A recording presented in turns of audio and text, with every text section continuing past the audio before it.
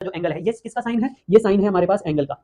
ये आलसियों की निशानी है, सिंबल ढूंढ लेते हैं पूरा ना लिखने के चक्कर में, ठीक है। तो ये एंगल का साइन अपने पास ये आया। अब ये आपका होमवर्क है, आपको ये प्रूफ करना है कि अपन यहाँ से इस तरफ कैसे पहुंचेंगे। और इसका जो हिंट है वो मैं आपको दे देता हूँ, आपको करना तो घर से ही है, इसका हिंट है वो मैं आपको दे देता हूँ। ये मैजिक ट्रायंगल आपको पता होना चाहिए और इनके बीच की साइड्स आपको याद रहनी चाहिए। और उसको याद करने का तरीका क्या है कि 53 डिग्री जो एंगल होगा वो हमेशा किन किन के बीच का होगा? वो होगा 5 और 3। उस साइड जिसका मैग्नीट्यूड 5 है और वो साइड जिसका मैग्नीट्यूड 3 है, इन दोनों के बीच का एंगल क्या होगा? 53 डिग्री होगा। हेलो माय डियर फ्रेंड्स, तो कैसे हैं आप लोग? उम्मीद करता हूँ बहुत ही स्वस्थ होंगे, मस्त होंगे, अपनी लाइफ में जबरदस्त होंगे। तो चलिए शुरू करते हैं आज का लेक्चर। आज का लेक्चर है हमारे पास लेक्चर नंबर 11th लेक्चर आ चुका है हमारी सीरीज का। और बढ़ते बढ़ते हम जो है एक तरीके से पार्ट सेकंड तक पहुंच चुके हैं इस चैप्टर के, जिसमें अभी तक अपन ने मोस्टली थ्योरी पार्ट देखा और अब हम वेक्टोरियल पार्ट या कंसेप्चुअल या फॉर्मुलेटिक पार्ट जो है देखेंगे और चीजों को वेक्टर के नजरिए से अब हम ज्यादा देखने वाले हैं। इसलिए आपको वेक्टर्स की एक बेसिक अंडरस्टैंडिंग होनी जरूरी है। Coulomb's law, electric field, electric dipole, और आगे चल के नेक्स्ट चैप्टर्स में भी मतलब आगे चल के मैग्नेटिक फील्ड वो भी एक वेक्टर क्वांटिटी है। तो इसलिए वेक्टर्स की नॉलेज अब आपको होनी चाहिए। और जितनी जितनी नॉलेज आपकी जरूरत है, 11th में तो अपन ने पूरा पढ़ रखा है डेफिनेशन के साथ। वेक्टर क्या होते हैं, पैरेलल वेक्टर क्या होता है, इक्वल वेक्टर क्या होता है, वो सारा वो डिटेल में पढ़ रखा है, वो तो है ही सही।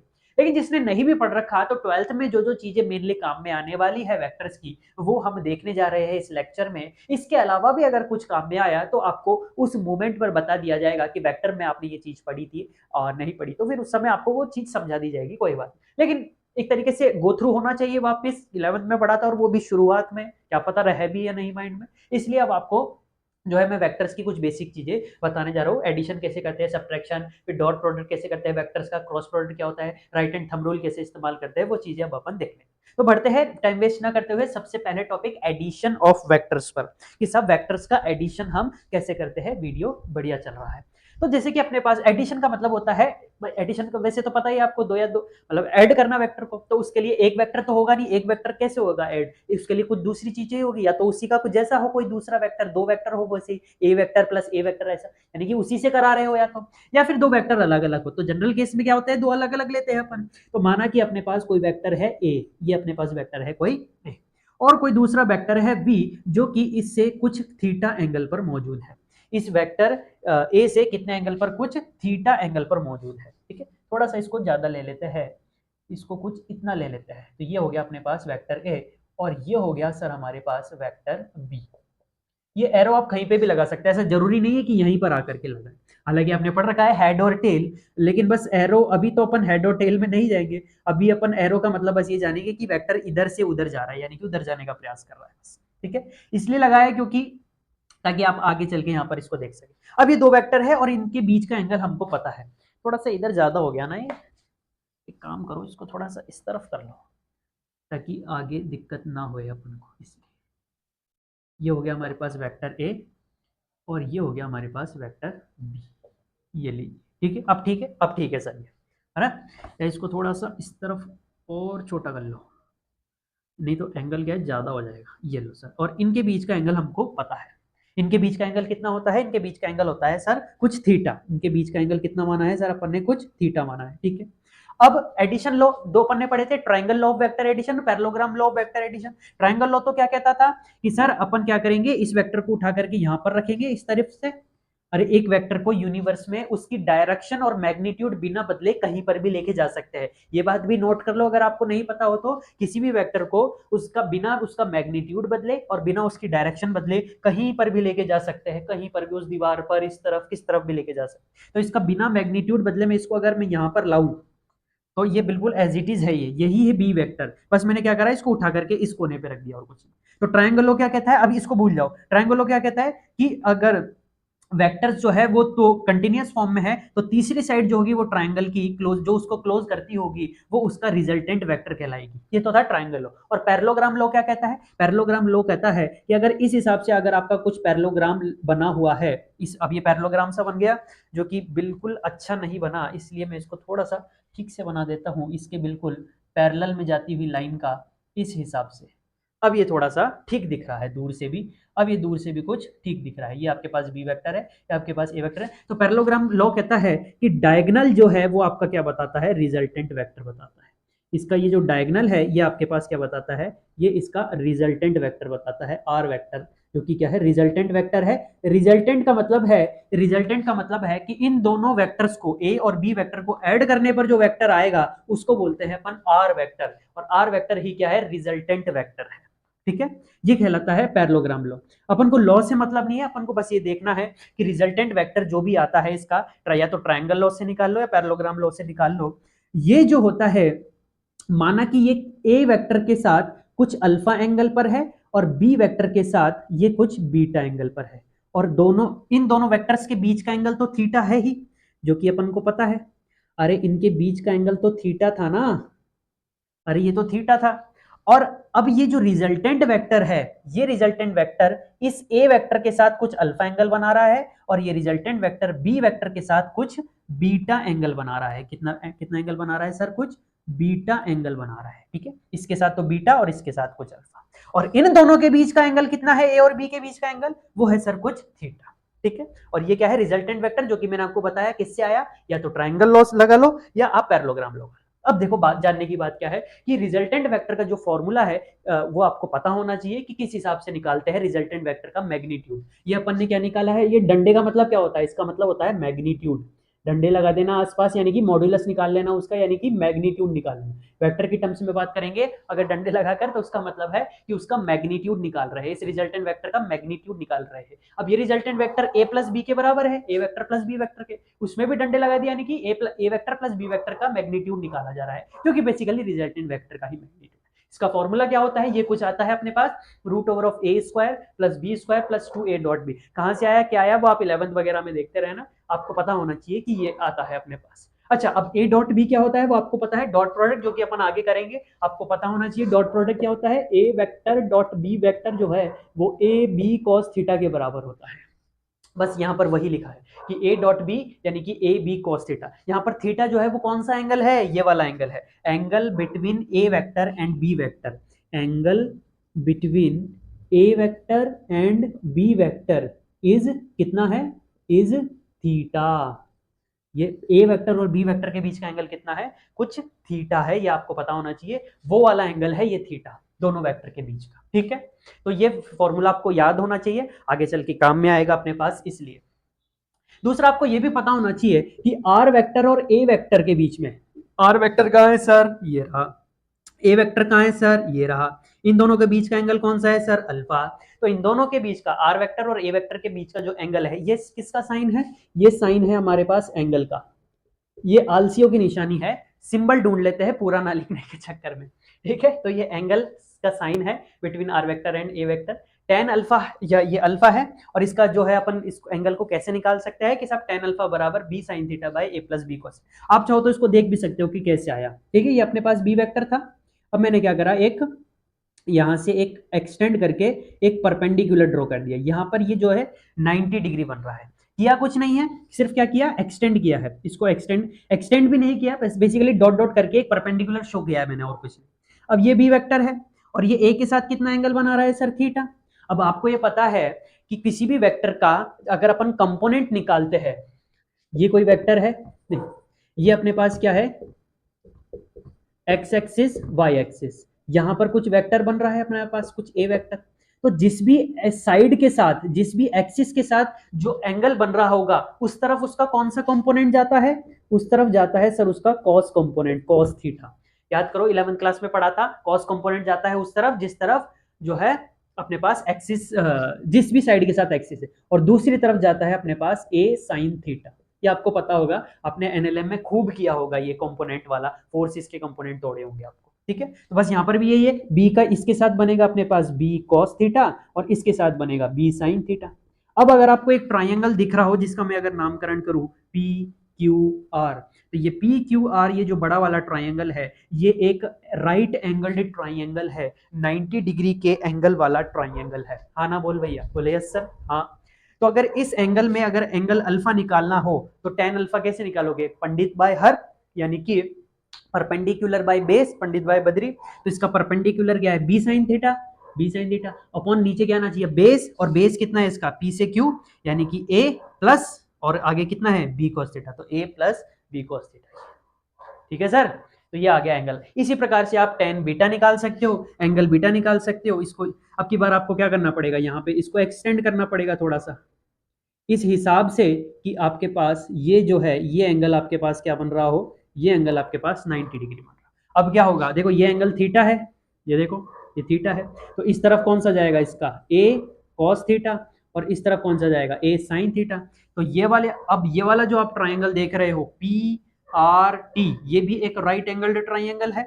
इसमें ये वाला एंगल बीटा है, तो tan बीटा क्या हो जाएगा, पंडित यानी कि परपेंडिकुलर अपॉन बेस। परपेंडिकुलर कितना, a sin थीटा, और बेस कितना, ये b प्लस ए कॉस थीटा। तो ये आपके पास यहां से दोनों एंगल आ सकते हैं, अल्फा एंगल भी निकाल सकते हो, बीटा एंगल भी निकाल सकते हो, ठीक है। और है किन किन के बीच का वो याद रखना, आपको फॉर्मूला तो याद रखोगे, लेकिन ये अल्फा किसके बीच का एंगल है, किन दोनों के बीच का है, वो भी आपको पता होना चाहिए। अब इसमें एक केस दे रखा है कि यदि दोनों वेक्टर आपस में बराबर हो जाए, ए वेक्टर और बी वेक्टर अगर आपस में बराबर हो जाए, तो उस केस में अपन कह सकते हैं कि आपके पास ये जो मैग्नीट्यूड आएगा ना ये रूट के अंदर, इसको आप सिंपली इस प्रकार से लिख सकते हो 2a cos थीटा बाई 2। भाई दोनों तो बराबर है तो b की तो आवश्यकता नहीं है, b की जगह भी मैंने a लिख दिया, और एक फिर इसको सॉल्व जब किया तो अपने पास ये आया। अब ये आपका होमवर्क है, आपको ये प्रूफ करना है कि अपन यहां से इस तरफ कैसे पहुंचेंगे, और इसका जो हिंट है वो मैं आपको दे देता हूं, आपको करना तो घर से ही है, इसका हिंट है वो मैं आपको दे देता हूं कि आपको एक फॉर्मूला लगेगा 11th क्लास का, एक आइडेंटिटी लगेगी आपके पास, cos 2 theta equals to cos square theta minus sine square theta. ये वाली आपके पास आइडेंटिटी लगेगी, और वहां से आपको ये प्रूफ करना है कि ये वाली जो है यहाँ से LHS को लेकर के चलते चलते प्रूफ करते करते और RHS यानी कि यहाँ तक कैसे पहुंचे। ये आपका होमवर्क है, नहीं आए तो कमेंट में पूछ लेना, चिंता करने की आवश्यकता नहीं है, बता दूंगा। कम्युनिटी पोस्ट में उसका प्रूफ डाल दूंगा मैं, एक लिख करके उसकी एक फोटो डाल दूंगा कम्युनिटी पोस्ट में, ठीक है।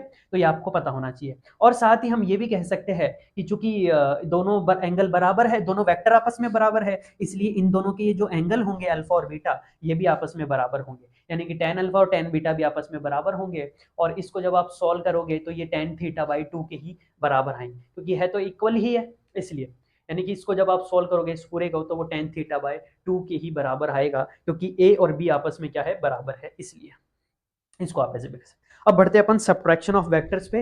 इसी में अपने पास 13 मिनट चल चुके हैं, पर ठीक है अपन कोशिश करेंगे कि इसको एक में ही निपटाए, अगर नहीं भी हुआ तो कोई बात नहीं, नेक्स्ट लेक्चर में ले लेंगे, ठीक है। नोट कर लो 1 2 3 4, हाँ तो आपने नोट कर लिया होगा। अब अपन बढ़ते हैं सब्ट्रैक्शन ऑफ वेक्टर्स पे। देखो सब्ट्रैक्शन ऑफ वेक्टर क्या कहता है, कुछ नहीं है, लगभग वैसा ही है। जैसे मान लो अपने पास है, अपने पास वही, अपने पास कुछ a वेक्टर है और यहाँ था अपने पास कुछ v वेक्टर, ठीक है। तो अब अपन लेट्स से करते हैं, क्या करते हैं, किसी एक वेक्टर की डायरेक्शन अपोजिट करते हैं। जो अपन ने मटेरियल लिखा है उस हिसाब से अपन ने क्या करा, बी की डायरेक्शन पलट ली। डायरेक्शन का पलटना मतलब क्या होता है, डायरेक्शन का पलटना मतलब उसको ठीक अपोजिट कर देना। नेगेटिव साइन के साथ लिखना मतलब उसको ठीक अपोजिट कर देना, यानी कि अगर रास्ता उस तरफ जाना चाह रहा है, वेक्टर उस तरफ जाना चाह रहा है, तो इसको ठीक 180 डिग्री पलट देंगे, ठीक उसको 180 डिग्री अपन पलट देंगे, और उधर जाने की बजाय इसको ठीक अपोजिट दिशा में भेज देंगे। तो ये अगर बी वेक्टर है तो इसका ही ठीक अपोजिट दिशा में जो वेक्टर होगा, इसी के मैग्नीट्यूड का, मैग्नीट्यूड दोनों का सेम है, यानी कि अगर ये 2 मीटर का है तो ये भी 2 मीटर का ही होना चाहिए, बस दिशा चूंकि 180 डिग्री अपोजिट है, इसलिए इसको क्या बोल दिया गया अपन, माइनस का बी वेक्टर। तो अब इन दोनों के बीच का एंगल, यहां पर तो कुछ थीटा था, तो यहां पर अगर इन दोनों के बीच का एंगल कुछ थीटा था, तो ये क्या हो जाएगा, देखो अगर आप ध्यान से देखो तो ये टोटल एंगल कितना बन रहा है, 180 डिग्री। तो 180 डिग्री माइनस थीटा, अगर 180 डिग्री में से ये एंगल माइनस कर दो तो ये बचा हुआ एंगल आ जाएगा। तो 180 डिग्री में से मैंने क्या करा, ये वाला एंगल माइनस कर दिया, तो ये जो बचा हुआ एंगल है इन दोनों के बीच का वो आ गया। 180 डिग्री को पाई भी बोल दिया, इसलिए पाई माइनस थीटा लिख दिया, ठीक है। तो देखो यहां पर भी यही लिखा है, आर वेक्टर क्या है अपने पास, a माइनस बी, यानी कि a प्लस फिर negative of b, negative of b यानी कि क्या करा, b को अपोजिट करा है, यानी कि इसको जो है अपन इसको जो है सिंपली इस फॉर्म में भी लिख सकते हैं, क्योंकि प्लस इंटू माइनस माइनस ही होता है। इसका जो फॉर्मूला आता है रिजल्टेंट वेक्टर का, जो मैग्नीट्यूड निकल करके जो आता है, उसका फॉर्मूला होता है कुछ ये cos ऑफ थीटा, जो कि इन दोनों के बीच का एंगल होगा, यानी कि a वेक्टर और माइनस बी वेक्टर के बीच का एंगल, और जो कि कितना है, पाई माइनस थीटा। और 11th क्लास की मैथमेटिक्स में आपने पढ़ा था कि cos of pi minus theta कितना होता है, cos of pi minus theta या 180 डिग्री माइनस थीटा क्या होता है, माइनस कॉस थीटा के बराबर होता है। तो माइनस कॉस थीटा के बराबर होता है, इसलिए इस पूरे को क्या किसके बराबर लिख दिया, माइनस कॉस थीटा के। ये तो रहा कॉस थीटा और ये रहा इसका माइनस, तो इसका माइनस मैंने यहां पर कर दिया इस प्लस की जगह, क्योंकि वो बात एक ही पड़ेगी वो तो, प्लस इंटू माइनस माइनस ही हो जाएगा इसलिए। तो फाइनली जो फॉर्मूला निकल करके आया वो आया है। याद करो उस वाले में था यहाँ पर प्लस था और माइनस करते हैं तो इसमें माइनस, बस इतना सा ही अंतर है। अगर नेगेटिव दो वेक्टर का जो है सब्ट्रैक्शन हो रहा है तो इधर माइनस होता है, एडिशन हो रहा है तो इधर प्लस होता है, बस इतना सा ही अंतर है, और कुछ नहीं है। याद रखना है फॉर्मूला रिजल्टेंट वेक्टर का इस हिसाब से। रिजल्टेंट वेक्टर तो वैसे ही निकलेगा, वही इन दोनों के बीच का इस तरफ जो है निकलता है, जिस हिसाब से निकलेगा तो ये वैसे ही रिजल्टेंट वेक्टर तो, लेकिन उसका मैग्नीट्यूड कैसे निकालता है वो आपको याद रखना है। निकलेगा तो ये वैसे ही ट्राइंगल लो या फिर जो है पैरेललोग्राम लो से, लेकिन मैग्नीट्यूड का फॉर्मूला आपको याद रखना। खैर फिर इसमें भी वही केस है कि अगर ये दोनों वेक्टर आपस में बराबर हो जाए, ए और बी दोनों का मैग्नीट्यूड आपस में बराबर हो जाए, दिशा नहीं मैग्नीट्यूड बराबर हो जाए, तो ये इसी ही फॉर्मूले को आप तोड़ मरोड़ करके यहां तक पहुंच सकते हो। और इसमें भी वही सेम हिंट है जो आपने वहां पर देखा था कि साहब cos 2 थीटा जो है वो बराबर होता है अपने पास cos square theta minus sine square theta के। वही आपको प्रूफ करना है यहाँ पर इस फॉर्मूले का यूज करके, जो है आपको प्रूफ करना है क्या चीज कि ये कैसे आया, ये वाला जो मैग्नीट्यूड है ये कैसे आया, ये आपको प्रूफ करना है खुद से, ये आपको बताना है। नहीं आया तो पूछ लेना, कम्युनिटी पोस्ट में डाल दूंगा इसका प्रूफ। और फिर वही चीज कि अगर दोनों मैग्नीट्यूड आपस में बराबर है, ए और बी दोनों का मैग्नीट्यूड अगर आपस में बराबर है तो tan अल्फा और tan बीटा इसमें भी बराबर होंगे, वही tan अल्फा tan बीटा जो अपन ने वहां देखे थे। वापस से तो क्या लिखूं, सेम फॉर्मूले है तो वही वापस आपस में बराबर होता है। और चूंकि अल्फा और बीटा आपस में π/2 माइनस θ/2 के बराबर है, इसलिए tan की जगह जब ये tan के अंदर जब ये डालेंगे तो कॉट में बदल जाता है, क्योंकि tan π/2 क्या है 90 डिग्री, और tan 90 डिग्री माइनस थीटा क्या होता है कॉट थीटा, इसलिए कॉट थीटा। ठीक है, ज्यादा काम नहीं आता, बट ठीक है एक बार आंखों से गुजरा हुआ होना चाहिए। एक पॉइंट क्या कह रहा है कि साहब on multiplying a vector with a scalar direction and magnitude of vector both will affect, यानी कि अगर किसी वेक्टर को किसी स्केलर क्वांटिटी से यानी कि किसी नंबर से अगर मल्टीप्लाई करा देंगे तो दोनों चीजें अफेक्ट होती है। किस किस तरीके से आइए देखते हैं। एग्जाम्पल 1 कह रहा है, पहले तो मैंने पॉजिटिव स्केलर से मल्टीप्लाई है, कह रहा है ये कोई वेक्टर था, उसको मल्टीप्लाई कराया किसी स्केलर के साथ, इसको मल्टीप्लाई करा दिया किसी नंबर के साथ, किसी स्केलर के साथ, और वो नंबर के साथ पॉजिटिव है।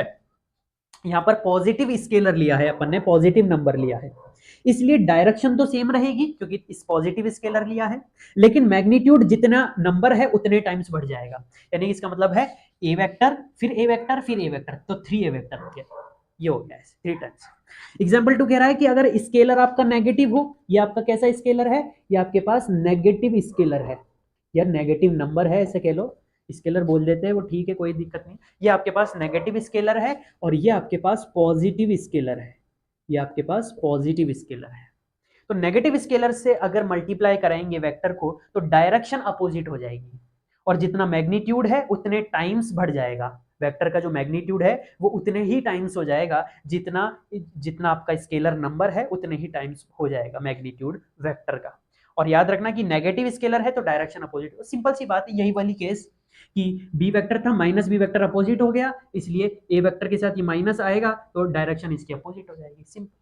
अब लास्ट अपन इसमें डॉट प्रोडक्ट और देख लेते हैं, फिर इसके बाद के जो है अपन आगे के मतलब इससे नेक्स्ट लेक्चर में कर लेंगे, लेक्चर नंबर 12 में। ठीक है, इसको नोट कर लो 1 2 3 4। अब अपन देखते हैं डॉट प्रोडक्ट या scalar product of vectors. Dot product भी कहते हैं, स्केलर प्रोडक्ट भी कहते हैं। देखो क्या होता है इसमें, दो तरीके से सवाल बनता है, ये है टाइप 1, ये है टाइप 2। जैसे कि पहला हो सकता है कि अगर a डॉट बी जो है वो बराबर होता है ए बी कॉस थीटा, और अब चूंकि स्केलर प्रोडक्ट है यानी कि डॉट प्रोडक्ट है तो इसका जो भी आंसर आता है वो एक स्केलर क्वांटिटी आती है, एक नंबर फॉर्म में आता है, एक मैग्नीट्यूड फॉर्म में आता है, डायरेक्शन फॉर्म में नहीं आता, वेक्टर फॉर्म में नहीं आता, क्योंकि एक डॉट प्रोडक्ट है, स्केलर प्रोडक्ट है, इसलिए इसका आंसर एक स्केलर क्वांटिटी आता है, डॉट प्रोडक्ट आता है। ठीक है, अब देखो एक तो ये हो सकता है कि आपके पास एंगल दे करके इसका सवाल पूछे डॉट प्रोडक्ट का। जैसे कि आपको एग्जाम्पल दे रखा है कि एक वेक्टर है, एक फोर्स लग रहा है आपका इस तरफ 10 न्यूटन का, और एक लग रहा है आपके उस तरफ, ठीक इसी पॉइंट पर आपके एक फोर्स लग रहा है ऊपर की तरफ 8 न्यूटन का, और दोनों फोर्सेस के बीच का एंगल जो है वो 53 डिग्री दे रखा है। तो आपको बताना है इस फोर्स ए F1 फोर्स और इस F2 फोर्स के बीच का जो डॉट प्रोडक्ट है वो क्या होगा, F1 फोर्स और F2 फोर्स के बीच का जो डॉट प्रोडक्ट है वो क्या होगा, ये आपको बताना है। तो अब आप इसको करके बताओ, ट्राई कर लो 1 2 3 4। अब देखो मैं कराता हूं, ट्राई कर लिया होगा आपने, सिंपली आपको यही करना है। F1 डॉट F2 करेंगे तो अपने पास क्या आ जाएगा, यही चीज बिल्कुल F1 F2 यानी कि दोनों का मैग्नीट्यूड और फिर cos थीटा, दोनों के बीच का एंगल, दोनों के बीच का एंगल कितना है 53 डिग्री। F1 की वैल्यू बोलो 8, F2 की वैल्यू बोलो 10 और कॉस थीटा, थीटा की वैल्यू बोलो 53 डिग्री। अब आई होप आपको ये ट्रायंगल पता होगा, ये मैजिक ट्रायंगल आपको पता होना चाहिए। अगर आपको नहीं पता तो आप इसको याद रख लो। एक मैजिक ट्रायंगल होता है, क्या है जनरली वो क्या है, इस इन प्रकार के, मतलब ये जो एंगल होते हैं ना 53 और ये दूसरा कौन सा होता है 90 में से माइनस कर लो, उसके लिए आप ये काम में आता है 47, 53 और 47 वालों के लिए काम में आता है। वो ट्राइंगल क्या कहता है, वो होता है ट्राइंगल ये वाला। ये एक राइट ट्राइंगल होता है जिसका एक एंगल होता है 53 डिग्री। अब चूंकि ट्राइंगल सम प्रॉपर्टी से सम ऑफ ऑल एंगल्स जो है वो 180 डिग्री होता है, इसलिए जो है हमारे पास दूसरा एंगल कितना हो जाएगा 47। अरे हाँ ना बोल यार, बोले यस सर। 47 ही होगा ना, 53 और 47, तभी तो 180 डिग्री होगा भाई। ये तो हो गया 90, ये तो हो गया 90। अब इन दोनों का सम भी 90 आना चाहिए, ये तो ज्यादा जा रहा है, 37 होएगा इसका मतलब है ना, 37 हो गया, हाँ 37। अब ठीक है, 5 और 3 8 और ये ठीक है, अब हो गया। अब ये 90 और 90 कितने हो गए, 180 डिग्री हो गए। अब ये फॉलो हो गया। तो ये मैजिक ट्रायंगल आपको पता होना चाहिए और इनके बीच की साइड्स आपको याद रहनी चाहिए। और उसको याद करने का तरीका क्या है कि 53 डिग्री जो एंगल होगा वो हमेशा किन किन के बीच का होगा, वो होगा 5 और 3। उस साइड जिसका मैग्नीट्यूड 5 है और वो साइड जिसका मैग्नीट्यूड 3 है, इन दोनों के बीच का एंगल क्या होगा 53 डिग्री होगा। आपको पता है ये पाइथागोरस ट्रिपलेट्स है 3 4 5, यानी कि इसका स्क्वायर प्लस इसका स्क्वायर इसके स्क्वायर के बराबर है, यानी कि 3 का स्क्वायर 9, 4 का स्क्वायर 16, 9 प्लस 16 करेंगे तो 25 आता है, जो कि 5 के स्क्वायर के बराबर है। तो राइट ट्राइंगल की जो प्रॉपर्टी है H square equals to P square plus B square, इसको भी ये सेटिस्फाई कर रहा है, यानी कि हाइपोटेनस का square is equals to perpendicular का स्क्वायर प्लस बेस का स्क्वायर। और मैं आपको बेसिकली ये बताना चाह रहा हूँ कि साइड याद रखना कि हमेशा 5 और 3 के बीच का एंगल हमेशा क्या होगा 53 डिग्री होगा। तो यहां से आप cos 53 डिग्री की वैल्यू कैसे निकालोगे कि सर बेस अपॉन हाइपोटेनियस, तो बेस क्या है 3/5, तो ये कितना हो जाएगा 8 टाइम्स, तो ये हो जाएगा 3/5। पंडित बद्री भाई हरि तो होता है, 5 टू जा क्या हो गया 10, तो ये आ गया अपने पास 8 टू जा 16, 3 यानी कि 16 48, 48 न्यूटन आपके पास डॉट प्रोडक्ट निकल करके आ गया किसका, इन दोनों का F1 डॉट F2 का। अब देखो ये क्या है, एक स्केलर ही तो क्वांटिटी है। अरे डायरेक्शन थोड़ी दे रखी है कि 48 Newton towards east, towards south east, ऐसे कुछ थोड़ा ना दे रखा है, बस मैग्नीट्यूड ही तो आया है, इसलिए हमेशा डॉट प्रोडक्ट का आंसर एक स्केलर निकल करके क्या। इस प्रकार इसमें जो है टाइप सेकंड का भी आपके पास क्वेश्चन पूछा जा सकता है कि आपको पूरा का पूरा एक वेक्टर दे रखा हो, जैसे कि ए वेक्टर आपको दे रखा है, कुछ ए एक्स आई कैप, कुछ ए वाई जे कैप, कुछ ए जेड के कैप। यहाँ पे ए एक्स ए वाई ए जेड कुछ भी मैग्नीट्यूड हो सकता है, जैसे कि आपने इस एग्जाम्पल में देखा है कुछ 2 आई कैप, 3 जे कैप, 5 के कैप, ये सब तो आपको पता ही होगा। आई जे कैप क्या होता है इतना तो आपको पता ही होगा, 11th क्लास पढ़ के आए हो। B X B Y B Z ऐसे ही कुछ भी वेक्टर है, तो इन दोनों का जो डॉट प्रोडक्ट होता है वो क्या निकल करके आता था ए एक्स बी एक्स, यानी कि आई कैप का आई कैप के साथ मल्टीप्लाई, जे कैप का जे कैप के साथ मल्टीप्लाई, के कैप का के कैप के साथ मल्टीप्लाई। ठीक है, तो यही हो गया आई कैप का आई के साथ ए एक्स बी एक्स, फिर ए वाई बी वाई, फिर ए जेड बी। तो अब मेरे को इस बिहाफ पर मेरे को इसका सॉल्यूशन करके बताओ क्या आएगा। पॉज करके ट्राई करो, 1 2 3 4 ट्राई कर लिया होगा। अब देखते हैं ए डॉट बी क्या आता है अपने पास। ठीक है, तो आई कैप का आई कैप के साथ यानी कि 2 मल्टीप्लाई बाई -4, फिर प्लस जे कैप का जे कैप के साथ यानी कि एक जे कैप ये है और एक जे कैप ये है। आई होप आपने ये चीज नोट कर ली होगी, अगर नहीं की होगी तो फिर आंसर गलत हो जाएगा। फिर के कैप का के कैप के साथ 5 और 6। ठीक है, तो ये कितना हो गया -8, 9 27 प्लस का और 6 पंजो 30। इसको जब आप सॉल्व करोगे तो ये कितना आ जाएगा आपके पास, ये आ जाएगा आपके पास 49। ठीक है, नहीं क्या 9 8 17 ही तो होता है, सही तो है। सही है। तो ए डॉट भी आपके पास क्या निकल करके आ गया 49, जो कि अपने पास क्या है एक स्केलर क्वांटिटी है, यानी कि एक क्वांटिटी है। ये क्या लिखा है क्यू एन टी वाई, एक स्केलर क्वांटिटी लिखा है ये, क्यों ये शॉर्ट फॉर्म है, आलसियों की निशानी है, कुछ भी शॉर्ट फॉर्म बना देते हैं। लेकिन नोट्स लिखता था मैं अपने टाइम पर, वैसे तो अभी भी लिखता हूँ, तो बस वैसे वैसे करके चीजें बन जाती है कि बार क्या लिखे यार, इसको बार बार शॉर्ट फॉर्म में डाल देते हैं। ठीक है, तो अब अपन नेक्स्ट लेक्चर में क्रॉस प्रोडक्ट और राइट एंड थंब रूल जानेंगे। आई होप आपको आज का ये लेक्चर समझ में आया होगा। मिलते हैं यूं ही किसी नेक्स्ट लेक्चर में, तब तक के लिए स्वस्थ रहिए, मस्त रहिए, अपनी पढ़ाई में व्यस्त रहिए। All the very best.